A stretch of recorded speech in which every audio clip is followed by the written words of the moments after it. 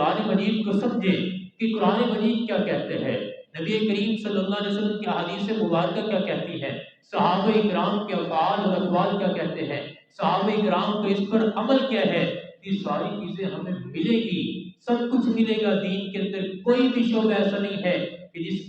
جس کی رہنمائی ہمیں نہ ملتی ہو۔ اس لیے سب سے پہلے ضرورت ہے کہ ہم اپنے بڑوں پر اعتماد کرتے ہوئے، جو ہمارے اکابر ہیں، جو ہمارے علماء ہیں، ان پر اعتماد کرتے ہوئے، تو جب ہم ان کے پیچھے چلیں گے، ان کے کہنے کے مطابق اپنی زندگی کو گزاریں گے، تو پھر ہمیں قرآن بھی سمجھ آئے گا، نبی کا فرمان بھی سمجھ آئے گا، صحابہ کی زندگی بھی سمجھ آئے گی کہ یہ سارے معاملات صحابہ کی زندگی کے اندر تھے۔ آج بڑے عجیب بات ہے، جو چیزیں صحابہ کے دور کے اندر نہیں ہے، جو چیزیں قرآن مجید کے اندر نہیں ہے، جو چیزیں نبی کریم صلی اللہ علیہ وسلم نے نہیں کی اپنی زندگی کے اندر، صحابہ اکرام نے کسی ایک موقع پر بھی ان کاموں کو نہیں کیا، وہ کام ہم دین کا حصہ سمجھتے ہیں، وہ کام کہتے ہیں دین کا حصہ ہے۔ کس نبی، کس قرآن مجید کی کس آیت مبارکہ کے اندر ہے جو ہم غمی کے موقع پر جو کام کرتے ہیں؟ نبی کریم صلی اللہ علیہ وسلم نے کس موقع پر یا غمی کے موقع پر جو کام ہم کرتے ہیں؟ نبی کریم صلی اللہ علیہ وسلم نے صحابہ کرام کو اکٹھا کیا ہو، ختم پڑھایا ہو، صحابہ کرام نے اپنے کسی جو ہے بھائی کی تدفین کے بعد جو ہے ختم پڑھایا ہو،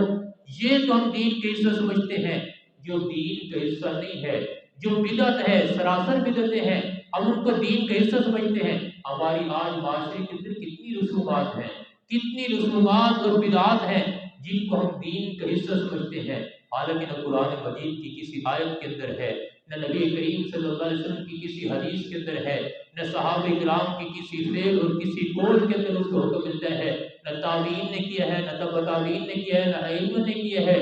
وہ تو ہمیں دین کا حصہ سمجھ آتے ہیں، لیکن جب بات آتی ہے نا دوسرے معاملات کی جو دین کا حصہ ہے،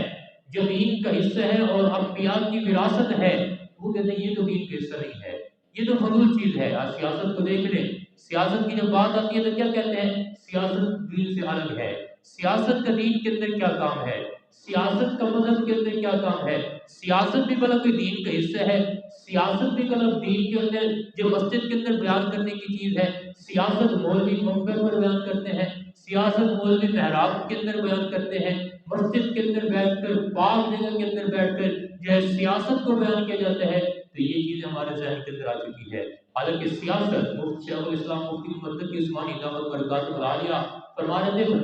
فرمایا کہ جو شخص یہ سمجھتے ہیں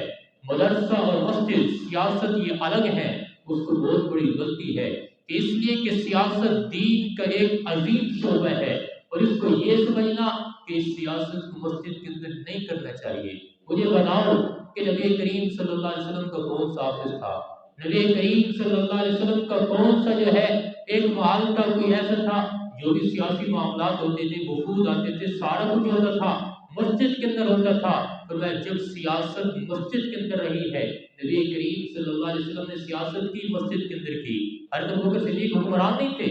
حضرت ابوبکر صدیق رضی اللہ عنہ نے حکومت کی، تو یہ کیا ہے؟ یہی تو سیاست تھی۔ حضرت عمر فاروق رضی اللہ عنہ نے حکومت نہیں کی، حضرت امیر معاویہ رضی اللہ عنہ جو 22 لاکھ مربع میل کے حکمران تھے، مسجد کے اندر ہی سارا کچھ کرتے تھے، مسجد کے اندر نمازیں پڑھاتے تھے، جو حکمران ہوتا تھا وہی مسجد کا امام ہوتا تھا،